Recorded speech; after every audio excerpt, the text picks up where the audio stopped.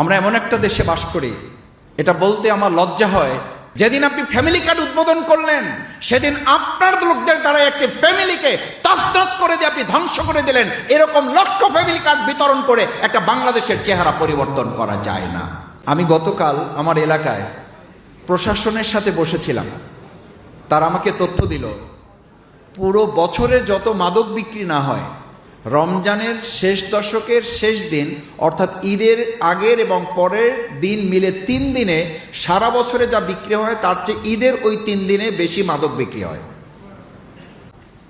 আমাদের চুয়াডাঙ্গার জীবননগরের এক ভাই, আপনারা শুনেছেন, আগেই বিএনপির হামলায় শাহাদাত বরণ করেছেন। আজকে যে ভাই মুমূর্ষ অবস্থায় ছিলেন, সেই দিনই আমিরে জামাত দেখতে গিয়েছিলেন আমাদেরকে নিয়ে। ডাক্তার তখনই বলেছিল তিনি জীবন মৃত্যুর সন্ধিক্ষণে আছেন।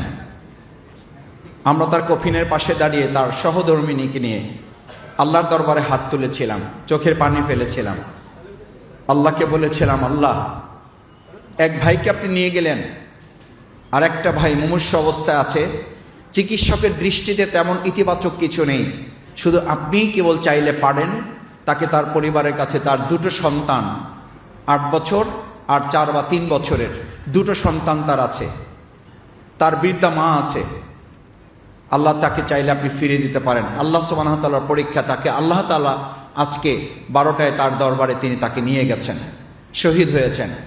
তার জানাজা ছিল, মাওলানা আব্দুল হালিম ভাই এসেছেন, তিনি ইমামতি করেছেন। ভাইয়েরা, আমরা এমন একটা দেশে বাস করি, এটা বলতে আমার লজ্জা হয়, যখন আমরা ফ্যামিলি কার্ড বিতরণ করছি তখন আমরাই সেই লোকেরা তার দলের লোকদের দ্বারা ফ্যামিলিগুলোকে নিঃস্ব, ভেঙে চুরে খান খান করে দেওয়ার ব্যবস্থাও তারাই করে দিচ্ছেন। এটা দুর্ভাগ্যজনক।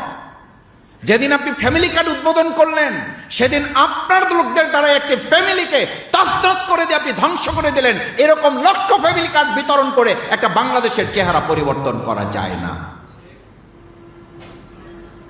এগুলোর দিকে আমাদের নজর দিতে হবে যারা আল্লাহকে ভয় করেন।